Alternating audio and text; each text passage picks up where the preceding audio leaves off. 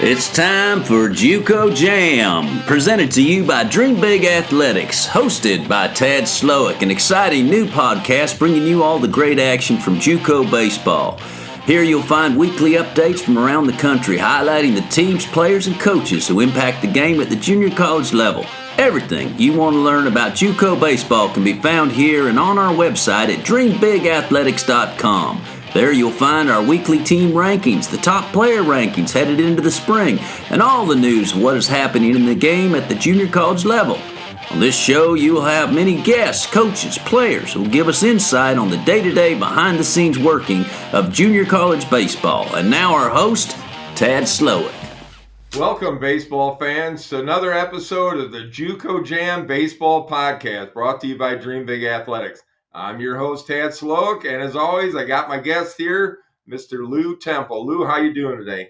Woo, fishing's fine. Tad Slowick, good to see you today. And right off the bat, I just want to thank our sponsors that allow us to be here. Of course, that's St. Louis Productions, giving you all the uploaded online coverage of junior college baseball that you could want, particularly in the Midwest area. Also, a shout out to another one of our sponsors, MVP, who provides all of your baseball and softball solutions in the Chicago area, where you sit today, Tad, and are a member of the staff there as well. And we're very thankful for them. And then, of course, Dream Big Athletics, where we produce and present product for everybody, where you can get all of your junior college information that you can look for, our listings of players, our rankings, non-committed interviews with coaches, of course, this podcast, the Juco Jam. And now, Tad, I wanted to ask you right off the top, a lot going on in Division I. Where do we start? Yeah, I mean, everything's been topsy-turvy a little bit. You know, teams get up to the top and then they have a tough time. And, because, basically we're into the conference play now, where you got a lot of rivalry games, a lot of good teams facing off with each other. And next week or two here is going to decide a lot going into the postseason. So, just starting out west, Central Arizona looks real strong. They're going to get some heat from Pima and Arizona Western out there. All those teams are top-ranked teams. Salt Lake's having a great year. They got some real good pitching out there.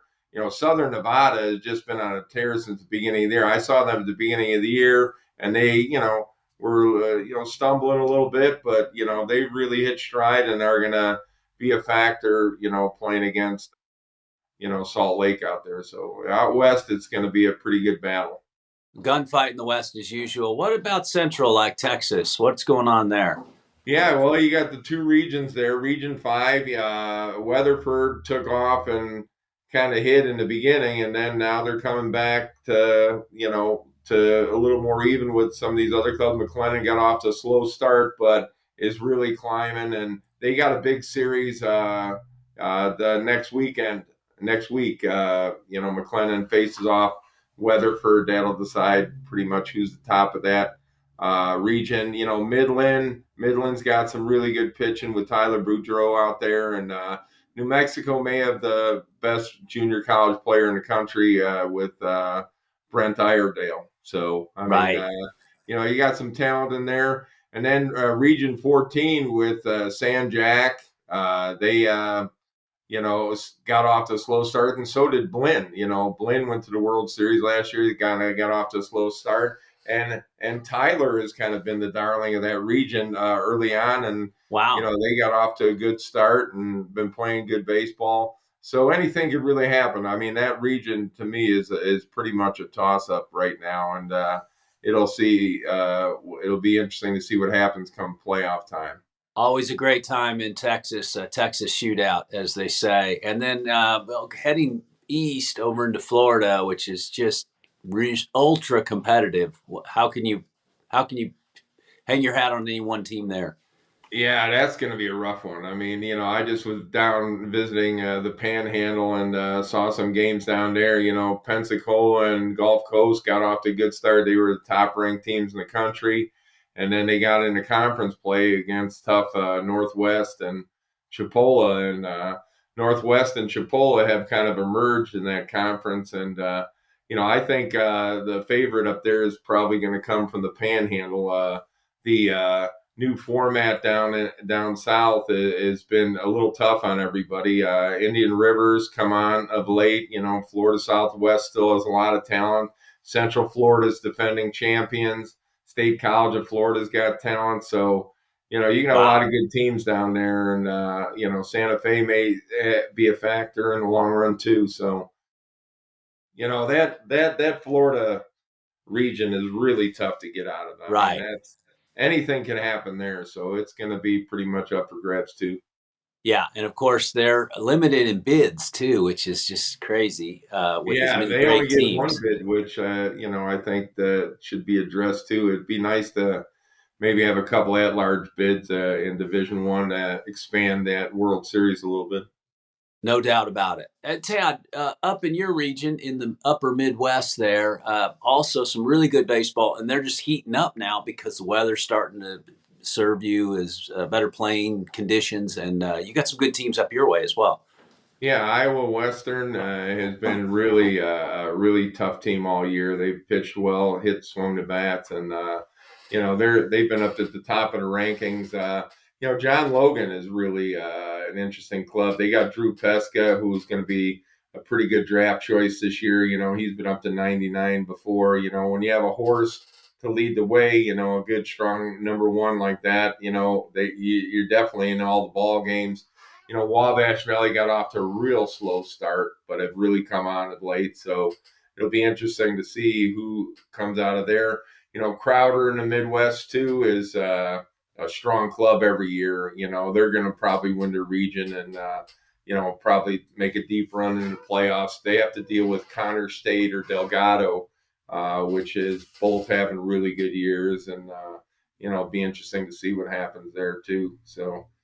No shortage of great baseball in the No, Midwest, yeah, and and then then of and then we course, got Tennessee area. Walter State. Has seemed to be the quality team there, but Chattanooga State is just not relenting on. Chattanooga State upset them last year, and it'll be a good battle. It'll come down that Tennessee area. Will come down to Chattanooga State and Walter State, and then they got to go play probably Georgia Highlands. Georgia Highlands looks like the good quality team down there in Georgia area, and they're tough too. And then you go over a little more east to North Carolina, South Carolina, and you got Gaston and Flo Dar, who just had a great matchup this past weekend. And there you got two quality teams that got a lot of firepower, both highly ranked, and it's gonna be interesting. And then you go back out to the plains, and you got Johnson County, who's moved into the number one spot, and they're going to have contention from Collie, and Kansas City's had a good year too, had a good run and stuff. right. They're a little dinged up now, but hopefully they can survive that. But Collie will be a factor, but Johnson County looks really strong out there also, so it'll be good. And then Alabama, your guess is as good as mine. I mean, probably come down to three teams down there: Southern Union, Snead State, and Shelton State. All teams are kind of equally balanced, and baseball being baseball, it'll be interesting to see who comes out of there. And then up in the Northeast, you got Hartford, who will end up going down and playing Flodar and Gaston down there. Hartford's been on a really good run, won a lot of games lately, and they look like they're ready for postseason play too. So that's kind of it in a nutshell. Who's playing well out there. Yeah, So anything could change. We're getting ready, just finishing up conference play, starting to line up the bids. So it's getting interesting. That's the key. yeah, and like you said, a lot of these teams are getting dinged up in their conference and the rivalry games. And that's what's good. It's going to make them tougher for postseason. But someone who's going to get to Grand Junction this year is really going to have to earn it.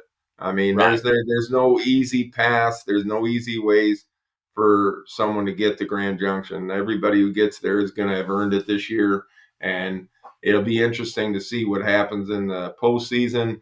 and we will keep you up to date on that. And we'll have our predictions. We'll have a little prediction show before the playoffs start, and see what happens there, and make our little guesses at what might happen, because they're probably just educated guesses right now, because they got to play them and get between the white lines. So I can't wait. I'll always go against the grain, as you know, and look for the upset. And so, not to mention all these great teams. There's some great players in Division One, obviously, and we'll hit those guys and look for Player of the Year down the road.